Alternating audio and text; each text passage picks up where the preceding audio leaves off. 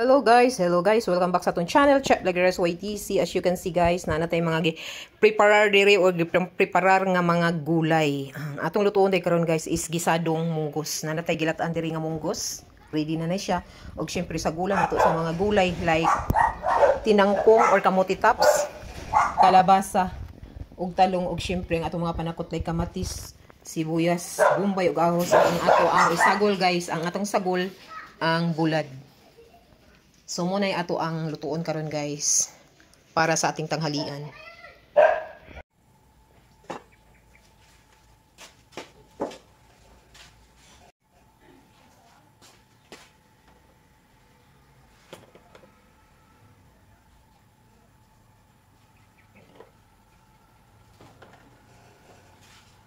Kunting mantika lang guys para iluto natin sa ating mga panakot. Ayan, mainit ng ating kalha. Ilagay na natin ang ating mga panakot. Isahan na ito guys, isahan na.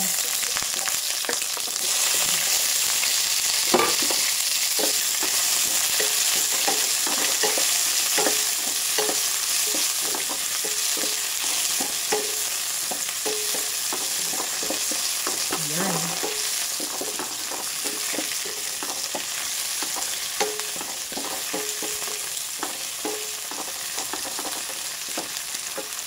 At may natira pala akong ano guys, salted shrimp, dried salted shrimp na may natira ako. Lulutuin na natin ito. Yan. At saka itong ating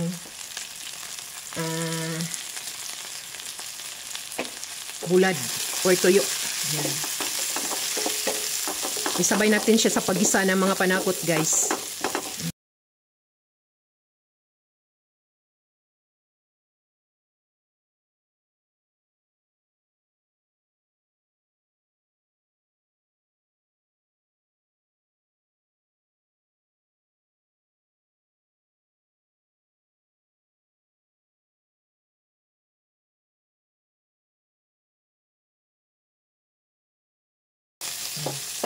Katapos niyan, ilunod na nato ang atong munggo. Ito na po yung munggo natin.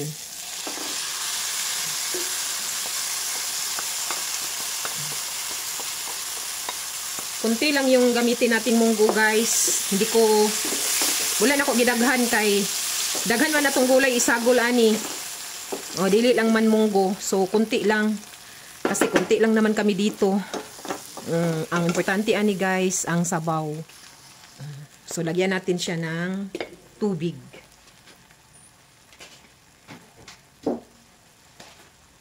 Ito na po yung tubig na galing sa termos. Ito na lang gamitin natin guys. Ayan.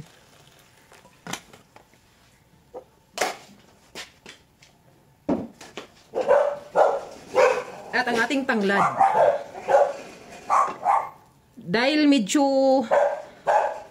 maasin-asin yung salted shrimp, dried salted shrimp, medyo maasin yun. Or maalat. Medyo maalat yun at saka yung bulad. So tansyahin natin ang pagtimpla natin ng asin. Itansya lang natin kasi baka baka masubrahan ng So tatatsyahin lang natin ang pagtimpla ng asin. At pag nabukal na yan guys, dali lang man itong bumukal kasi mainit na tubig na ang ginamit natin. Ayan. Gibukal na. As you can see, ilagay na natin ang ating kalabasa. Madali lang man yan maluto ang kalabasa guys. Isabay na lang din natin ang ating talong. Ayan.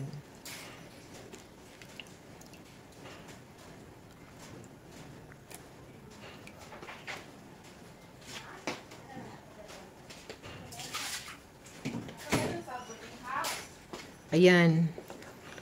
Diyan nalagay na natin mga gulay. At hintayin natin kumulo. Yan.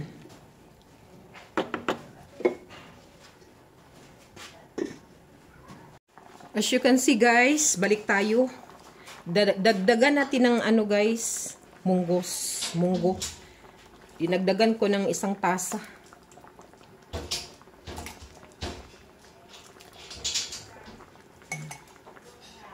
Yan. Kumulo na yan guys. Lutuin natin ng ang talong at saka kalabasa. Saka natin ilagay yung ating tinangkong or kamote tops.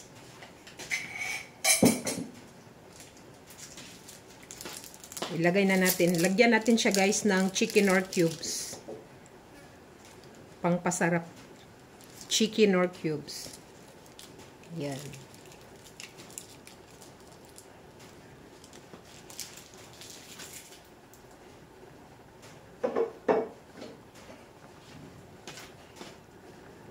Hintayin natin maluto ang kalabasa at talong guys. Madali lang man yan maluto. Yan.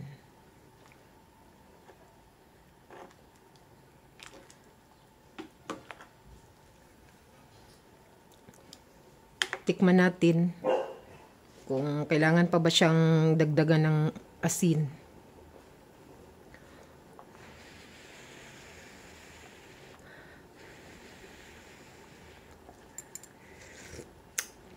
Dagdagan natin ng asin guys. Sarap na.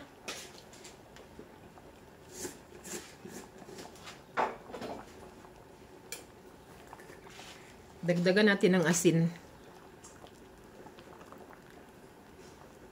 Dahil kunti lang naman yung sa bulad bay, tuyo. Kunti lang man yung tuyo at saka yung dinagdag kong salted dried shrimp. Yan.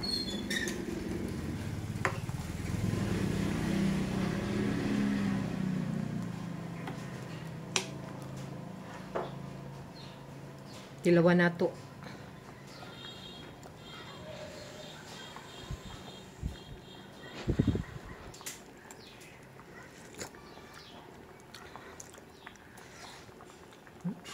Tamang-tama na. Wala kaming kuryente sa mga oras na ito guys. At saka yung cellphone natin hindi na charge. So kunting-kunti na lang malubat.